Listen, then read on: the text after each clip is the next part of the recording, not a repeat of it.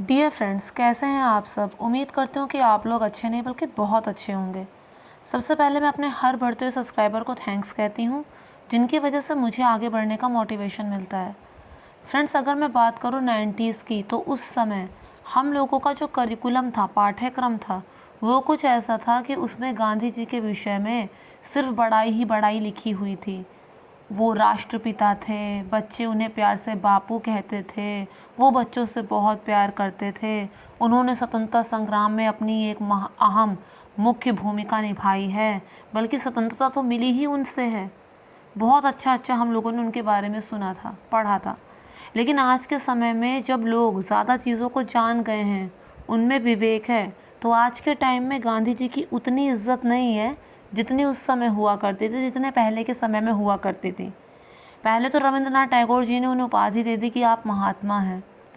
इसके अलावा सुभाष चंद्र बोस जी ने कह दिया कि वो राष्ट्रपिता है, जो पूरी तरह से गलत है। कोई राष्ट्र का पिता कैसे हो सकता है? राष्ट्र का पिता तो आप उसे उन ऋषियों को कहिए जिन्होंने वेद लिखे हैं, जिन्होंने उपनिषद लिखे हैं। तो ये राष्ट्रपिता कैसे हो सकते हैं? लेकिन हाँ, लोगों ने उनसे ऐसा कहा, उन्हें ऐसी उपाधि दी, उनके बारे में इतना अच्छा अच्छा बोला, लिखा, पढ़ा। लेकिन फ्रेंड्स, अब बात ये आती है कि क्या गांधी जी इतने बुरे थे कि उनके जन्मदिन के दिन पर उनकी मूर्तियों पे गोबर फेंका जा रहा है, कूड़ा करकट फेंका जा रहा है? क्या वो इतने बुरे थे? फ्रेंड्स, हर इंसान में जैसे अच्छा पहलू और बुरा पहलू होता है, वैसे इनकी भी खामियां थीं, इनमें भी सीमाएं थीं, इनकी भी सीमाएं थीं। हाँ, इस बात से हम भी एग्री करते हैं, सहमत है इस बात से कि ये चाहते तो भगत सिंह की फांसी रुकवा सकते थे, पर इन्होंने ऐसा कहा नहीं। इन्होंने असहयोग आंदोलन चलाया, बहुत अच्छा था, लेकिन बाद में वापस क्यों लिया? अखंड भारत के सपने को इन्होंने पूरा नहीं होने दिया। क्यों भारत पाकिस्तान के दो टुकड़े होने दिए इन्होंने? विभाजन के वक्त इन्होंने 45 करोड़ पाकिस्तान को क्यों देने दिए? ना देने देते तो हो सकता है कि कश्मीर का मुद्दा जो है वो उठता ही ना, वो कश्मीर से हाथ पीछे हटा लेता। लेकिन फ्रेंड्स, इन सब बातों में उतनी सच्चाई नहीं है जितना कि हम लोग समझते हैं। इनके सामने भी मजबूरियां रही होंगी। अपनी समझ से, अपने विवेक से, जो उन्हें उस समय के हिसाब से ठीक लगा वो इन्होंने किया। एक साधारण व्यक्ति थे ये, पढ़ाई में अच्छे थे, पढ़ने के लिए साउथ अफ्रीका गए, वहाँ वकालत करी, वकालत की पढ़ाई करी, वहाँ उनकी वकालत बहुत चली, खूब सरकार से इन्हें मान सम्मान मिला।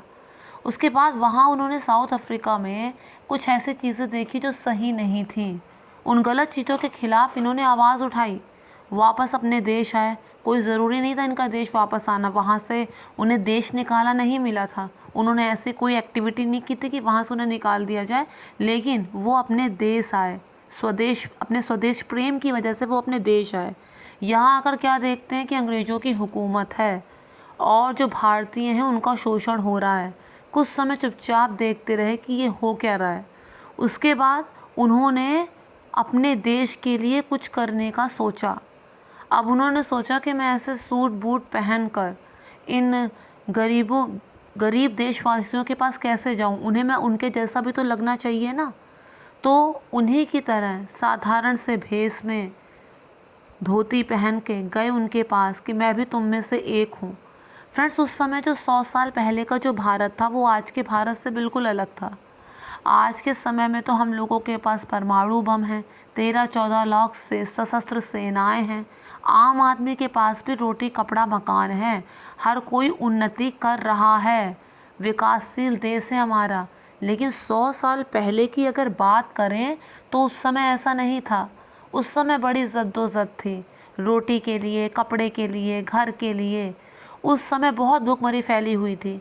अब लगान मूवी में एक डायलॉग तो आपको याद होगा, खाने को रोटी नहीं होगा, पहनने को कपड़ा नहीं होगा।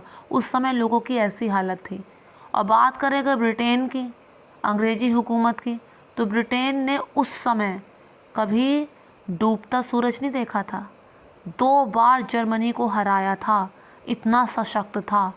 आप क्या कहते उस समय पे गांधी जी कि शस्त्र उठा लो, लड़ो उनसे? अरे उस समय लोगों में इतना सामर्थ्य ही नहीं था कि वो लड़ सके अंग्रेज़ों से। कैसे लड़ते? पहले भूख से तो लड़ लें, पहले अपनी दैनिक आवश्यकताओं से तो लड़ लें। वो अंधकार में, वो अंधविश्वास में डूबे हुए हैं, वो गंदगी, सब कुछ जितने भी कह सकते हैं हीन चीज़ें थी वो भारतीयों के अंदर थी, पहले उसे तो दूर कर लें।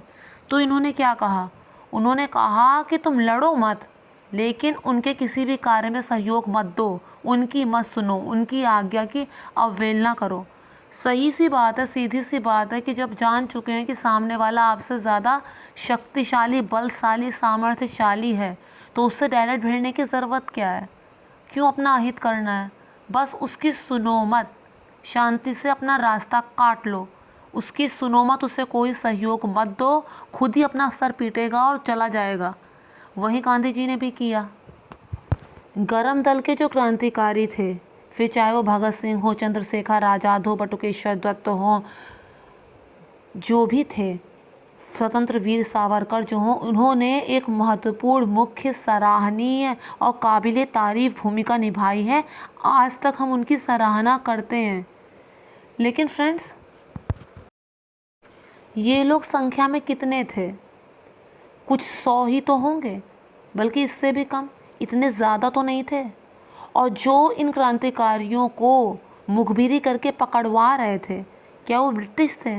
ना, कुछ पैसों के लालच में, रोटी कपड़े मकान के लालच में, सिर्फ अपने बच्चों के हित को सोचते हुए देश से गद्दारी करने वाले हिंदुस्तानी ही तो थे। भगत सिंह को फांसी दे दी गई और उसके बाद एक भारतीय ने उनके शरीर के 100 टुकड़े किए, बोरी में बांधा और जला दिया। ये जो अंग्रेजी हुकूमत थी वो चला भारतीय ही तो रहे थे। अब गांधी जी ने रोका नहीं था किसी को।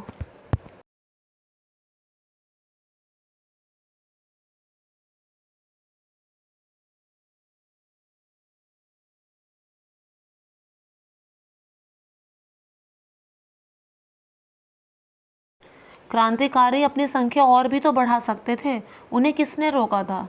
फ्रेंड्स, भारत की स्वतंत्रता में जो गरम दल के क्रांतिकारी थे उनकी अहम भूमिका है, नो डाउट। उनका जो प्रयास था वो काबिले तारीफ था, नो डाउट। लेकिन उसमें कुछ भूमिका गांधी जी की भी तो है।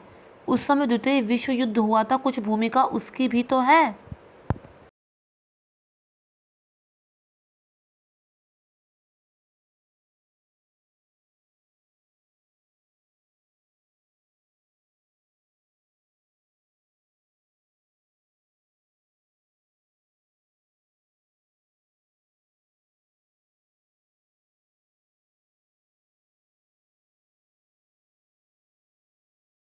गांधी जी संत नहीं थे, मानते हैं वो संत नहीं थे।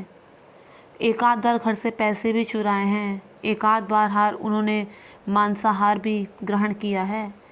ये बाइबल को अपनाने के बेहद करीब थे, ईसाई धर्म को अपनाने के, लेकिन बाद में उन्हें बोध हुआ और उसके बाद उन्होंने फ्रेंड्स, गांधी जी में वो गट्स तो थे, वो हिम्मत तो थी कि वो अपनी गलती को सामने से आके कबूल कर रहे हैं। उन्होंने छिपाने की कोशिश नहीं की अपने व्यक्तित्व को, जो है सो है। कुछ भी पूछ लो उनसे, वो अपने बारे में बिल्कुल सच सच बताएंगे। जो उनसे गलती हुई है वो भी, और जो उनसे नहीं हुई वो भी, स्पष्ट रूप से उन्होंने कहा था। एक आध बार इन्होंने परिस्थिति गमन भी किया है। वो संत नहीं थे, मान लिया, लेकिन अपनी गलतियों से उन्होंने सीखा है और उससे आगे बढ़े हैं। भले उनमें लेट परिवर्तन आया हो, लेकिन परिवर्तन आया तो है। ये नहीं, बहुत से ऐसे बुजुर्ग हैं जो शुरुआत में जैसे थे अब भी वैसे ही हैं। ना तो अपने अपराध का कोई गिल्ट है कि हाँ हमसे ये गलत हुआ, कोई नहीं। लड़की अगर क्रोधी है तो कह दिया तुम बहुत गलत हो, और लड़का अगर जानवर है बल्कि उससे भी बदतर, न शर्म है, न लिहाज है, न विश्वास लायक है, एकदम क्रिमिनल माइंडेड है, तो उसको कह दिया कि वो मन का काला नहीं है। तो फ्रेंड्स, इस तरह के बुज़ुर्ग लोग होते हैं जो अब तक नहीं सुधरे हैं। लेकिन गांधी जी में एक समय के बाद परिवर्तन तो आया। उनमें गट्स थे कि उन्होंने अपनी गलती को पहचाना और उसमें सुधार लाया।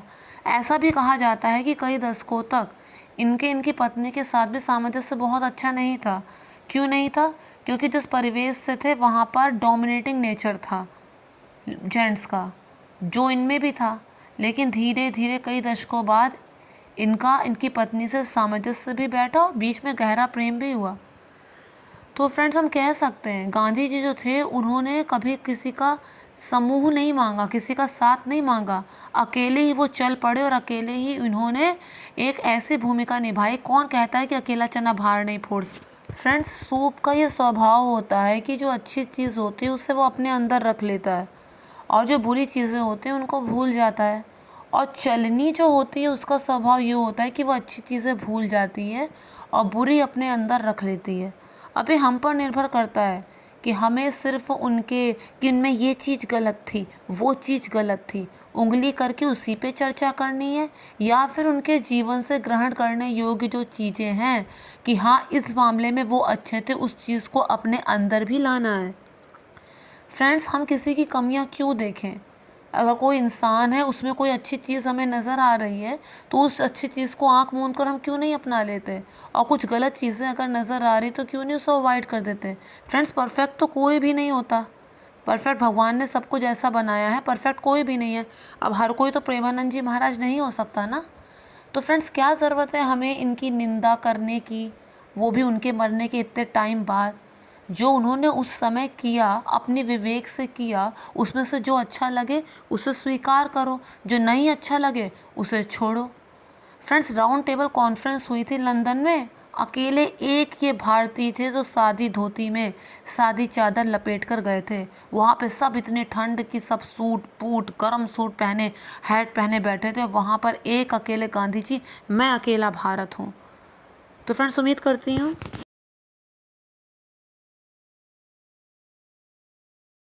वीडियो पसंद आया होगा। प्लीज़ चैनल को सब्सक्राइब, वीडियो को लाइक शेयर ज़रूर कीजिए।